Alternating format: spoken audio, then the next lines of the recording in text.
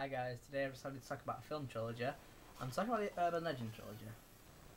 So the first two, Urban Legend and Urban Legend Final Cut, are both slasher films. And then the third one comes with a very supernatural kind of feel to it. It's like a Bloody Mary. So, you know, as you can see the covers, I like the covers because they all kind of match, you know, the broken glass effect and then the killer on top. Yeah, and the characters are on that side. Okay, so the first one's an 18, the next two are 15s.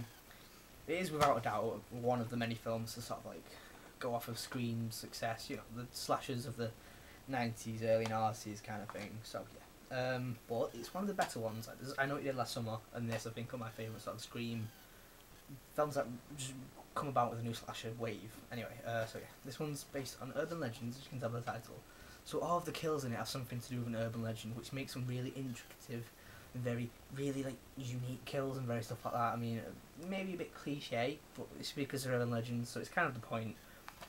This is without the best in the series. So anyway, in this one, it's on a college campus. There's some murders, and it's like the people start getting killed off, and you don't know who done it, who's doing it. Sorry, and like it's got can't remember his name. Jared Leto. Is it 30 Seconds to Mars? He's in the band. So yeah, he's one of the main characters in it, which is, you know, nice little bit of weird information there. So yeah, you don't know who's in it. I think Robert Englund's in it, Freddy Krueger. So you know, he has got a good cast, and it's got Sir Joshua Jackson, who's in Scream too. Said on the back. I'm not sure who that is though. Well though, okay. So the film itself is really good. This is my favourite in the series. I mean, I've watched it quite a few times, and I have enjoyed it, to be honest. So out of 10, I'm giving this I think 6, maybe a 5, but I wouldn't go with 6. Have you got a rating for it? I'd give it a 6 as well. Okay, so yeah, that's Urban Legend. Next up is Urban Legend 2, Final Cut. Now this one is a much lower budget version. I think the first one was released in the cinema, but this is direct to DVD, I believe. I'm not too sure. Probably should have done a bit of research on that. So yeah, it's can't remember his name, but do you reckon you see him on the camera? He's in quite a lot of comedy films, like scary movies. Scary Movie 3, I think. But yeah, just thought I'd point him out. And so, you know, it's got some recognisable faces, and it's still a decent film. It's not very low budget, but this one I think become a bit predictable and a bit more boring and less violent. The kills went a bit more boring, and the characters become unlikable. But at the same time, actually, I did enjoy it still. Like, I know I just give it a lot of bad points then, but it still was a rather enjoyable film. Like, because as a film student, it takes place on a film campus, and like basically they believe that the killer is trying to win this like Hitchcock Award, I think, for making the best short film. So everyone's getting killed off from all the films, and basically it's, you know, again related to urban legends. So, you know, again there's some really good kills there. So out for this one, maybe this a 5 out of 10. You? A 5 as well.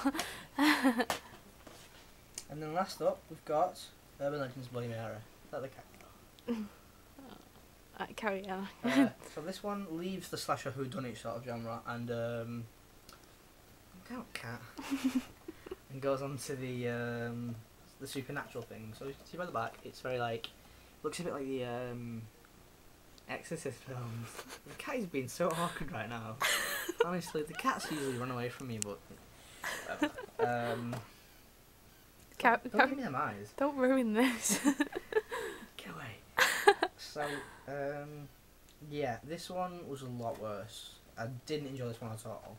It's basically about, it starts off with a girl being murdered by accident, and her murder gets covered up, and the whole film it's about, I think it takes place about 30 years later, and they're trying to solve sort of the mystery to it and stuff like that, these new kids, whilst sort of in like a Final Destination kind of way. These jocks are getting killed off after like kidnapping and pranking some girls at some sleepover. So yeah, and that is quite interesting. It has got some interesting scenes in it, but I did think this one was a bit boring, so I'm giving this 4 out of 10. I'd give it a 6. I enjoyed it. Do you want to say why? A specific kill? the kill made me feel the most sick. Yeah, so apparently what she's trying to say is, there was a kill in it where she was made quite sick by it, and it's basically a girl who kind of spiders coming out of the skin, and she's trying to Like a glass, she lets the mirror like yeah, she breaks. smashed into the mirror, then the glass.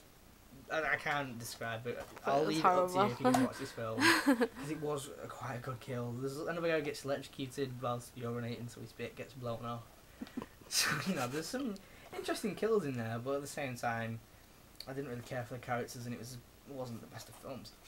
So for the future of the series is quite confusing at the moment, because they did begin making a fourth one, but however I think the original owners of the series bought it back after they were surprised by the sales of number 3, and they cancelled the fourth one. Well, they didn't cancel it actually; they just renamed it, so it's been released and it's out there, but it's under a different title. But it's not available in England, and it's quite a hard film to find, so I'm not going to mention that at all.